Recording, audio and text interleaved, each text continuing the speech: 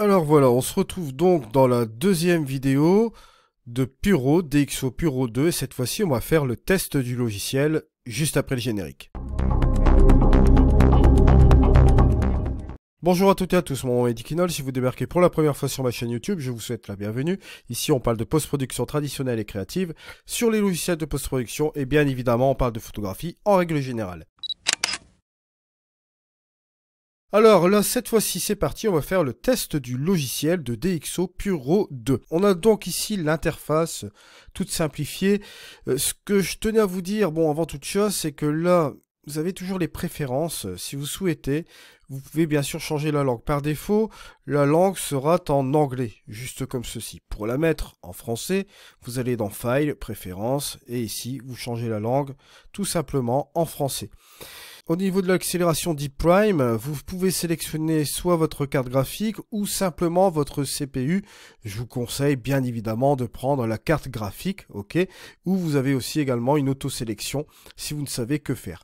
Mais bon, par définition, mettez votre carte graphique juste comme ceci. Et on clique sur Save, bien sûr, et là, on retrouve bien évidemment l'interface qui est en français ici. On va faire les choses les plus simples avec DxO Puro 2. Ici, on reprend un petit peu les mêmes choses. On va tout simplement ajouter des fichiers RAW à traiter avec le petit plus. Vous cliquez ici sur ce petit plus. On peut faire glisser les fichiers RAW ou vous pouvez télécharger des échantillons d'images RAW. Il y a cette possibilité-là. Je pense que vous allez sur le site de DxO en cliquant dessus et vous pouvez aller télécharger des échantillons d'images. Mais c'est pas ce qu'on veut faire. Ici, aujourd'hui, on va aller simplement sélectionner les fichiers RAW à traiter. Bon, bien évidemment, après je vous montrerai comment le faire aussi par l'explorateur, parce qu'il y a une possibilité aussi d'utiliser Puro par l'explorateur sur votre fichier directement, sans passer par l'interface. Et on regardera aussi également la petite version aussi avec Lightroom. Alors, j'ai préparé une petite photo ici. On va s'amuser avec cela aujourd'hui. Il me propose de faire la sélection ici avec mon module optique DxO. Forcément, Z5 avec 24-70 mm ici. Donc, ce qu'il faut faire lorsque vous avez la proposition là du module d'optique, vous téléchargez tout simplement la sélection. Hop, il télécharge le module d'optique. Vous faites tout simplement enregistrer. Et là, bien évidemment, vous avez le module d'optique appareil photo plus objectif qui est mis en place ici.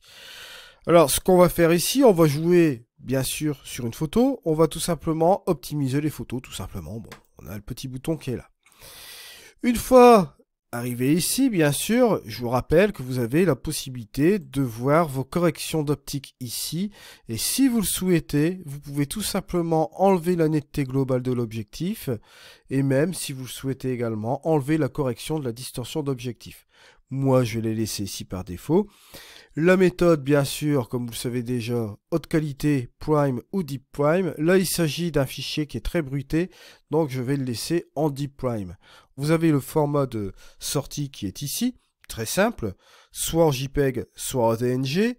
Nous, on va sélectionner le DNG pour pouvoir le post-traiter après, bien sûr. Ce sera un DNG linéaire. Et le dossier de destination, bien sûr, dossier DxO dans le dossier des images originales, ou un dossier personnalisé qu'on peut un peu donner et aller chercher avec l'onglet parcourir. Je vais prendre le dossier DxO par défaut et on va cliquer sur optimiser. Et là, vous noterez ici l'accélération ici de, comment dirais-je, de notre photo, du traitement, bien sûr. Voilà, on a la barre des tâches qui se met juste comme ceci. Voilà, et c'est terminé. Il a traité la tâche très rapidement. Alors, on a plusieurs possibilités, afficher les résultats ou exporter vers une autre application. On peut appliquer directement vers une autre application. Mais nous, ce qu'on va faire, on va afficher les résultats. Et vous allez voir la différence entre le avant et le après. Bon, ici, bon, vous voyez les ISO, 100-2400. J'ai mis les plus hauts ISO qu'on pourrait avoir sur le Z5. J'ai même mis les ISO, ce qu'on appelle les ISO étendus. Et vous allez voir que là, c'est assez hallucinant. Regardez le avant et vous avez le après. Regardez ici tout ce qu'on a rattrapé. C'est assez hallucinant quand même, hein. Là, ici, vous avez le avant, et là, regardez, le après. Toujours égal à lui-même, hein. Si je me mets en un par un, regardez un peu ce qu'on a là. Bon. Franchement, sincèrement, avec un fichier complètement bruité comme ça, je n'attendais pas à un résultat pareil, hein. Vous voyez? Juste comme cela. On peut même encore aller plus loin, regardez. Regardez le bruitage, le niveau de bruitage ici avec la chrominance, luminance en même temps. Bon, voilà. On sait maintenant pourquoi ils sont champions en débruitage. Voilà, juste comme cela. Décidément, ça me bluffe. On peut faire même un avant et après, vous voyez, après les corrections de distorsion et tout cela. Bon, ben, on a récupéré quand même un fichier qui est relativement propre par rapport au point de départ. Je vous rappelle, on est tombé là-dessus. Bon, le point de focus, bien sûr, de mise au point, c'est fait ici, hein, sur mon... Comment dire ça, ma petite peluche qui est là. Donc, vous voyez un peu les résultats. Alors, bien sûr, là, on va, sans plus attendre, aller dans l'explorateur de fichiers. Bon, là, je vais fermer ce truc-là. Appuyer sur OK.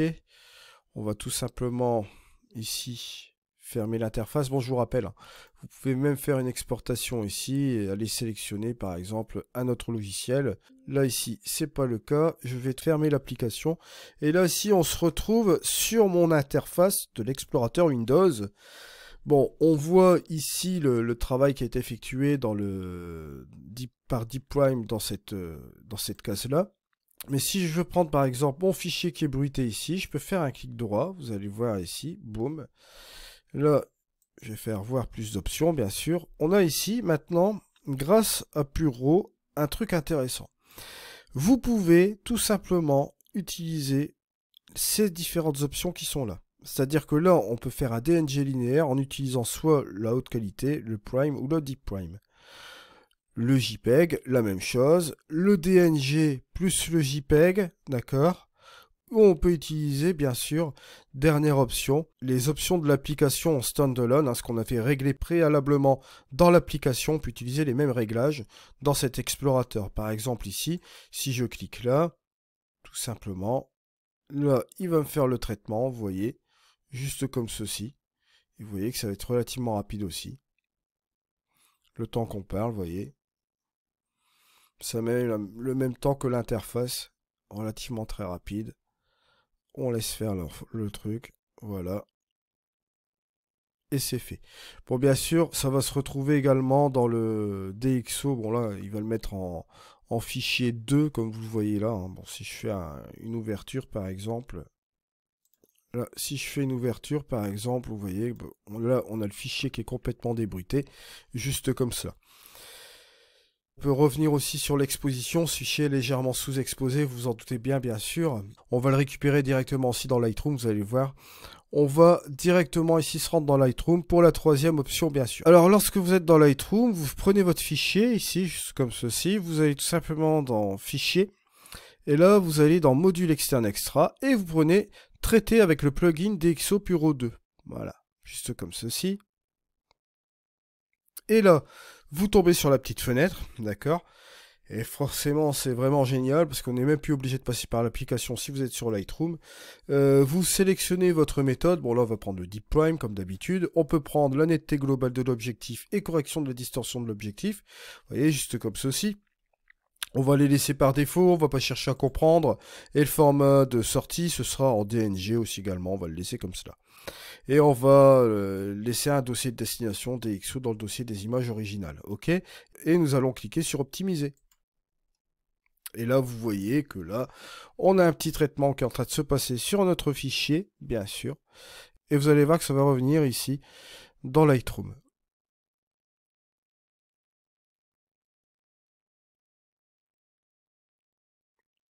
Et voilà.